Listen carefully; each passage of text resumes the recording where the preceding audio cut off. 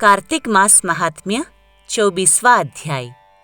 राजा पृथु ने नारद जी से कहा कि हे नारद जी, आपने तुलसी के इतिहास व्रत महात्म्य के बारे में कहा।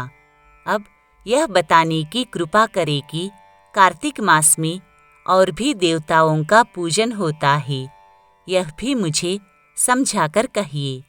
तब नारद जी ने कहा कि पहले समय में पर्वत के निकट कर्तिपुर में एक धर्मात्मा धर्मदत्त नामक ब्राह्मण रहता था।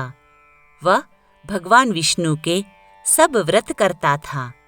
एक दिन कार्तिक मास में वह एक पहर रात शेष रहने पर जागरण के लिए भगवान विष्णु के मंदिर में हर प्रकार की सामग्री लेकर जा रहा था। मार्ग में उसने एक बड़ी भयंकर राक्षसी को देखा, जिसके बड़े बड़े दांत, लपकती हुई जीभ और लाल लाल नेत्र थे। उसका शरीर नंगा और मांस रहित था। उस भयंकर राक्षसी को देखकर धर्मदत्त बुरी तरह से कांपने लगा। कुछ उपाय न देखकर उसने पूजा वाली थाली और जल का लोटा उसके ऊपर फेंक दिया। क्योंकि उसने भगवद नाम का जप करते हुए वह सामग्री और जल का लोटा जिसमें तुलसी दल पड़ा था उसको मारा था, जिससे उसके जन्म जन्मांतर के पाप नष्ट हो गए और पूर्व जन्म याद आ गया। वह राक्षसी हाथ जोड़कर धर्मदत्त के चरणों में गिर पड़ी और बोली कि हे विप्र, मैं पूर्व जन्म के कर्मों के फल से इस अवस्था को प्राप्त हुई हूँ। नारद जी ने कहा कि हे राजन, उसे इस प्रकार प्रणाम करते देखकर अति विस्मित होकर धर्मदत्त ने पूछा कि तेरी यह अवस्था किस कर्म के फल से हुई है? तू पूर्व जन्म में कहाँ रहती थी और तेरा कैसा चरित्र था? यह सब कुछ मुझे बताओ।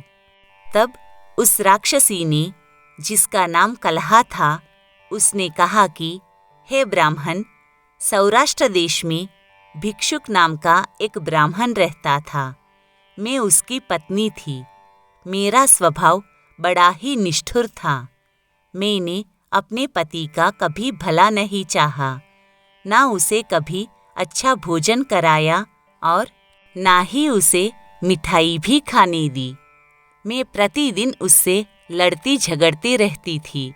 मुझे इस प्रकार की झगड़ालू देखकर तथा नित्य प्रति की कलह से तंग आकर मेरे पति ने दूसरा विवाह करने का निश्चय किया। यह सुनकर कि मेरा पति दूसरा ब्याह कर रहा है, मैंने उसके ब्याह से पहले ही विष खाकर अपनी आत्महत्या कर ली। मेरी मृत्यु के बाद यमदूत आए और मुझे गदा से मारते हुए यम के पास ले गए। यमराज ने मुझे देखकर चित्रगुप्त से पूछा कि हे चित्रगुप्त, इसने क्या कर्म किया है? जो भी कर्म इसने किए हैं उनका फल इसे भोगना होगा।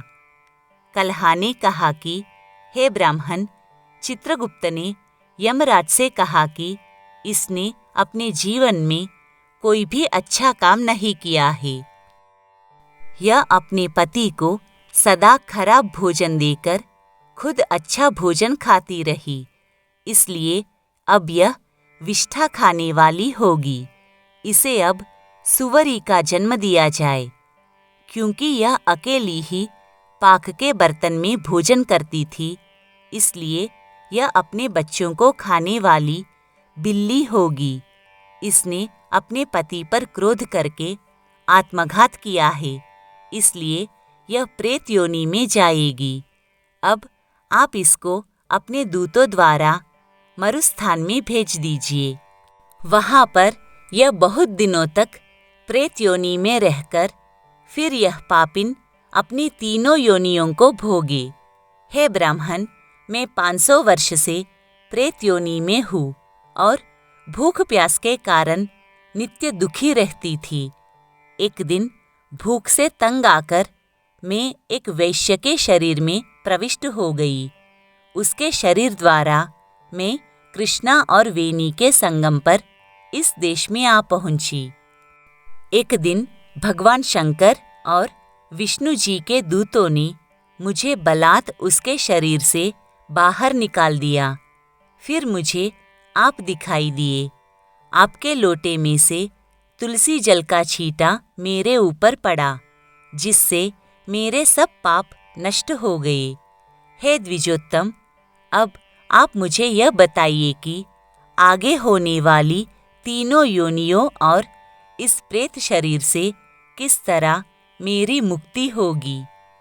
धर्मदत्त ने कलहा की बात सुनकर उसके पिछले कर्मों और वर्तमान अवस्था को देखकर बड़ा दुखी हुआ। उसका दुख देखकर उसका चित्त पिघल गया। फिर उसने दुखित भाव से कहा,